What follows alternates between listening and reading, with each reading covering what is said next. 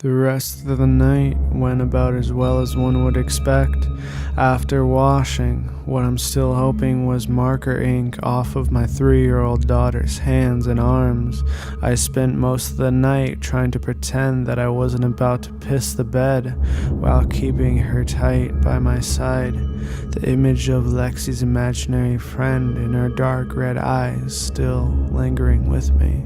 I did some looking this morning over breakfast into the former owners of the house, a house that has been around longer than I've been alive as it seems, all the while sharing the table with my daughter and, by her accounts, her newly found friend Beth.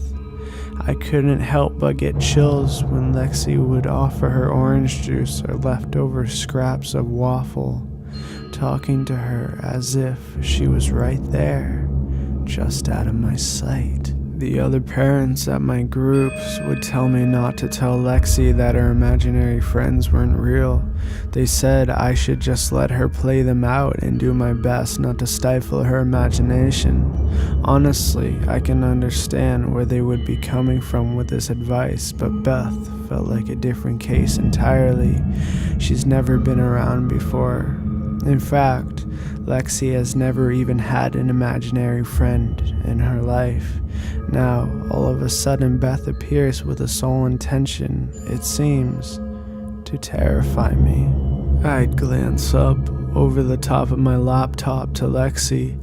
She'd gleam up to me with her wonderful smile, mouth filled with waffles, before breaking the gaze to chat with Beth, whose responses avoided me, although this wasn't the case for Lexi, who seemed to be having a full-fledged conversation about different rooms in our house. 20 years earlier, before I had even graduated from high school, a young family from Germany had lived in my home. As far as I was able to tell from Google, a man and a woman had moved to the US shortly after they had lost their bakery back home. Once here, they had a daughter inside the house, a daughter who lived here to the age of 4 before dying of a particularly bad flu. However, I wasn't able to find much more information past that. No names or records to speak of, but enough to further my paranoia. I had a busy day. My elderly neighbor Linda was kind enough to let me drop Lexi out for a few hours while I went to get groceries and run a few scripts past my editor.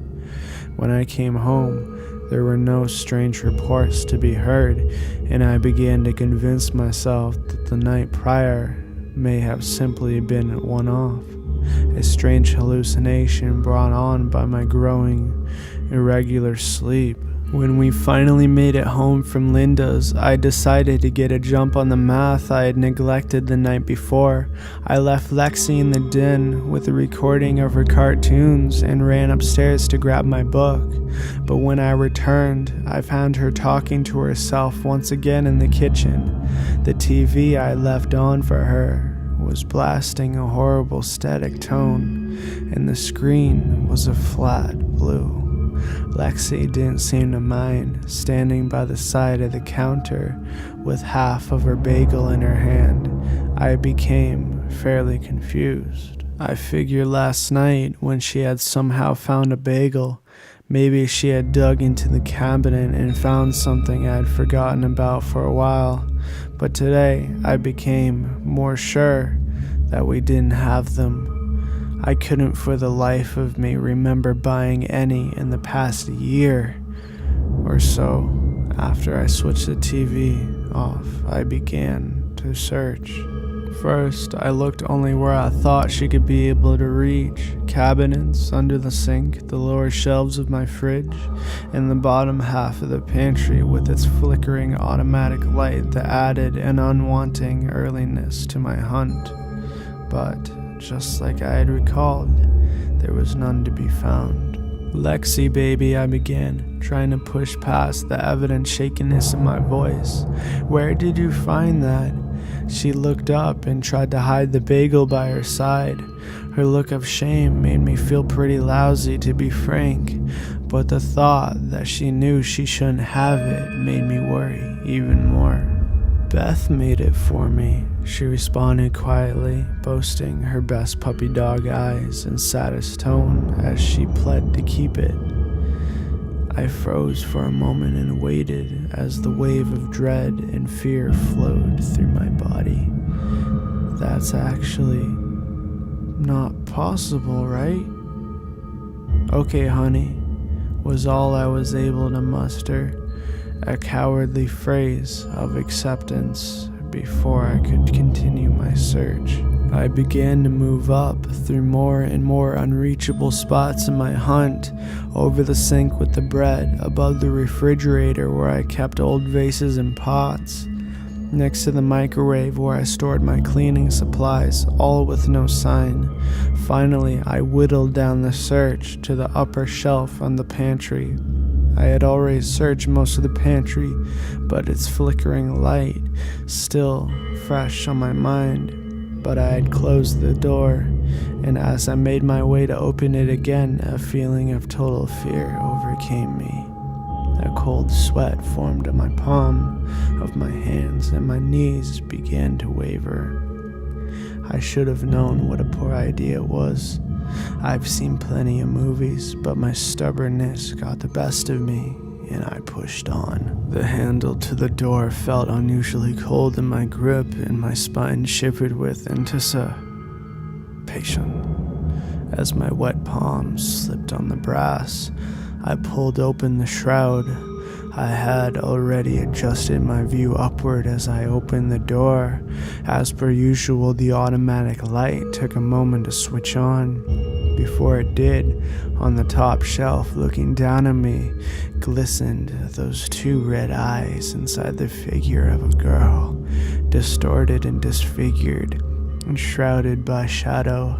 The figure wrapped itself in a blur of motion, as if to force me to look but not allow me to see.